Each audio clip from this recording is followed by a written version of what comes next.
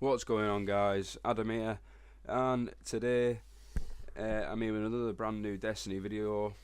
I wanted to venture a little further from the what is to the what's to come in Destiny. On that note, I'd like to say that most of the upcoming features in this video will be purely speculation. There is no definitive evidence of what is coming, or what it could be. So hopefully you stay with me long enough to find out my ideas, and maybe you might like them too. So if you want and you do enjoy, please like and subscribe, because it might help a lot, you never know. And leave a comment as to what you'd like to see in Destiny's future as well. So let's jump in, shall we? So number one, I'd like to see the rise of Savathûn. Now, for those of you who don't know who Savathûn is, she's the sister of Oryx, the Taken King. If you're unaware of the backstories to Oryx and his siblings, I suggest checking out Bife's video on the Book of Sorrows, and he's reading it.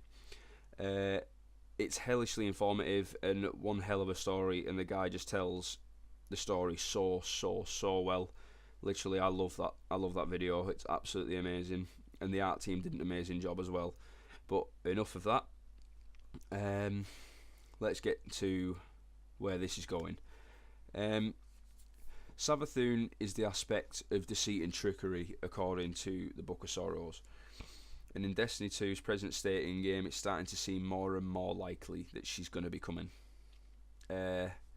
She's kind of, she's looming in the background like the strike name Savathûn song. I think all in all, she's being hinted towards very strongly, and as Forsaken continues and the story of Mara's being expanded on, it seems like she's getting more and more resentful of Guardians, following in the death of her brother Aldrin, obviously. And Mara has a plan, but she tends to keep it very close to her chest, which I think is a cause for concern in the long run. Eris Morn as well. She was very close, was or is a very close ally of Mara Sov, which to me is also coincidental. She has 3 eyes, like the Hive. Not saying anything, but she's definitely something. She has a somewhat eerie feeling about her. You know what I mean? And I don't think it's just a representation of her, but a possible dark secret coming our way. And I think that's something that's, like something that's been set into the mood of Eris Morn, where we kind of have to be careful of her, because she did send us to seize Oryx and take him and, basically destroy the Osmium throne, which we know that either Mara or Savathûn is taking up now, which I think is definitely Savathûn. In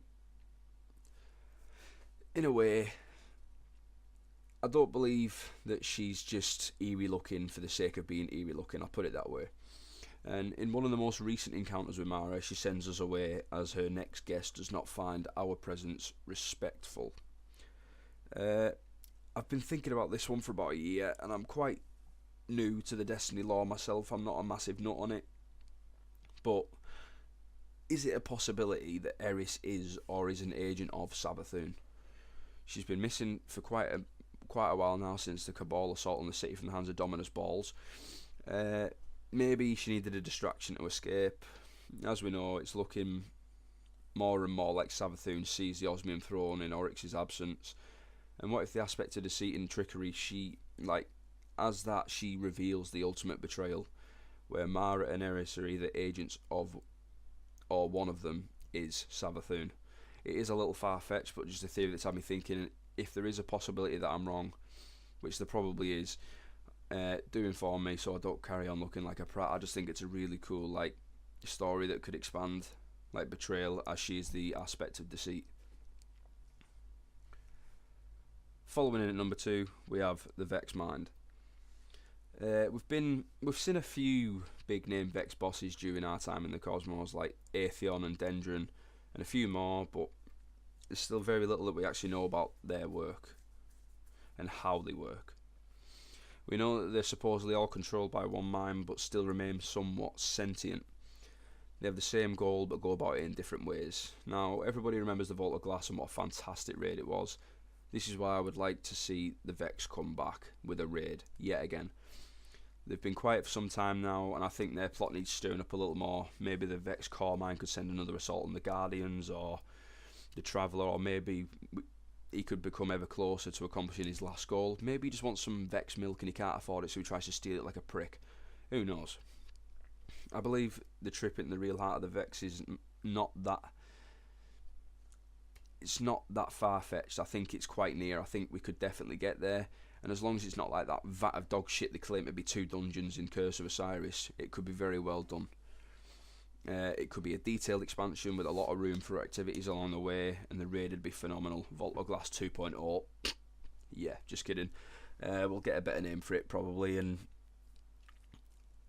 I think more of their story being accessible to the player base through itself and not reading, like through the game itself and not reading, it'd be a very detailed expansion with a lot of room for a lot of things, you know what I mean? I think it could just be a well done expansion.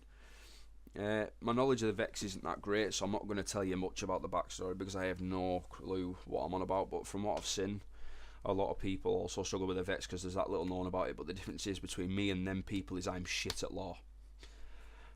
So a trip into land and home of the Vex to defeat the ultimate Vex mine would be a belting expansion in my eyes. I'm sick of shooting chubby space gimps all the time. Sometimes it's nice to just one-shot the shit out of something. Oh, make it happen, Bungie, or all trash as a Valor on more forums. Going on to number 3, the loss of the Traveller.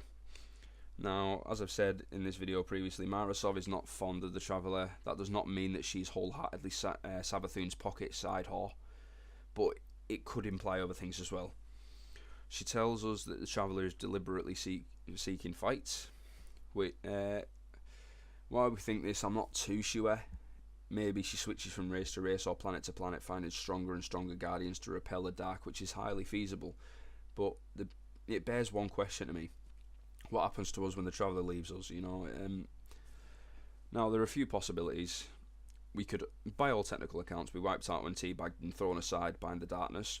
However, it seems a little bit anticlimactic for the Guardians and the heroes of Destiny that they're 5 years old today.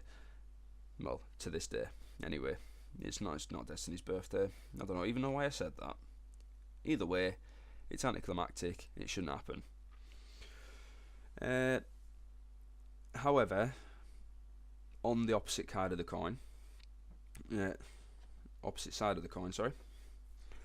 we could definitely have darkness infused guardians.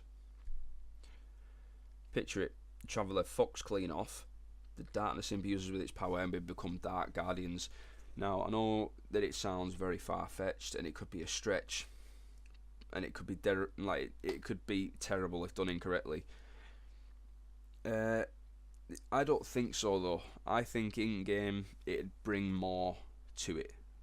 You know, it'd bring more to it because in every game you need a good and a bad, a conflict, a motive, and an incentive. If Bungie were to introduce Dark Guardians, I believe it opens up a whole other can of worms for us to explore and a whole other side of the story to tell for the first time that we could experience firsthand with the darkness to our light. You could even have opposing factions of light and dark and make it a little more PvP based or orientated with an open PvP arena or areas, as I've heard is supposedly being talked about, which I do kind of want to, get my hands on that because that does sound very cool. I would like that a lot. But we could use the essence of the Traveller's energy that's been corrupted within us rather than using our own usual subclasses as well, so we could have corrupted versions of them, or maybe even different trees and races altogether that have been warped by darkness. And if we look to the history of Destiny, we see the Traveller is not just with us, we're not the first and we're not the last. The Fallen were once blessed with the powers of the Traveller until one day it also abandoned them. How long will it be until that happens to us? We may be the strongest guardians it's found thus far, but how long until we meet the embodiments of darkness itself? And will the Traveller flee like it has to us, or will we be able to hold our own to stand and fight and maybe lose a few guardians to corruption and cooler gear and modifications and specs? I'm not insinuating I want Dark Guardians, but it'd be cool. Well, let's face it, I'm just a sucker for playing the bad guy. Hashtag Sylvanas is my war chief. Wrong game, I apologise. However, now that we've reached the end of my video, guys, I'd like to say leave a like and a comment if you enjoyed this video, and subscribe. And if you see more Destiny speculation, or you want to see more Destiny speculation or lore, let me know down in the comments.